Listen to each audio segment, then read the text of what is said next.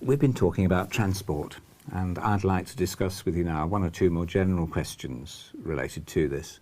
Let's consider first of all types of transport. Tell me, which are the most popular forms of transport in your country? The cars. Almost everyone in my country uses the car to transport from a place to another. Why is that? Because public transports are bad in my country, and it's because the petrol is cheap. Mm.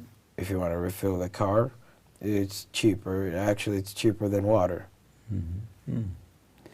So is this a good thing that there are so many cars in your country? Actually, it's a bad thing because there's always traffic jams in my country. But the government is trying to develop the public transport, but people always refuse. Right. People always refuse. Mm. They like sticking with cars. Okay. Do people ever walk? No. Why not? It's too hot to walk in my country. It's not too hot, but there are no places to walk in. In the street, we don't have the walking lane. You don't have pavements? Yes, and also between two signals, light signal, we don't have it like here in England to press and pass. Mm. Okay. How do people travel long distances in your country? By car. Sorry, by car. By again? a car also, because my country is too small, and we only have two airports, and they're next to each other. And it'll only take you 2 hours to go from the east to the west, and 2 hours and a half to go from the south to the north. What are the advantages and disadvantages of using public transport?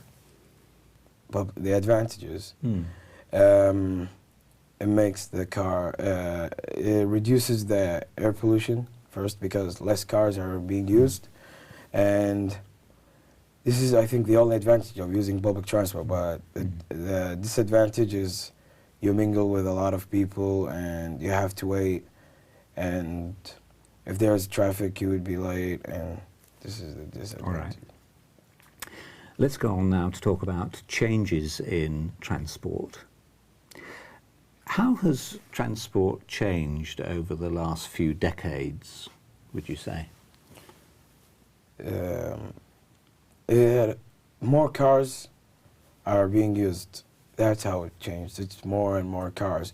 If you take a look at the country, you'll see that each house got more than 5 cars. Mm-hmm. And this is not normal because in the street, you have over, let's say, maybe 5,000 cars driving in the highway, and it's really not normal. Yeah. Have people started to use electric cars now? No, not yet. Why not? They don't need them. But no one wanted to use them because... But they're more environmentally friendly. Yes, but I don't know why. But people prefer normal cars. All right. Do you think there are any negative effects of cheap air travel? Cheap air travel? No, nothing at all. I find it perfect. Mm-hmm. And I find so what are the advantages? Less air. No, it's the same.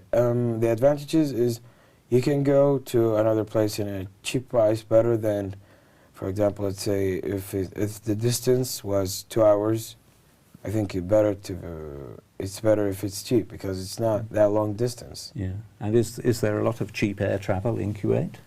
To the Gulf region, yes.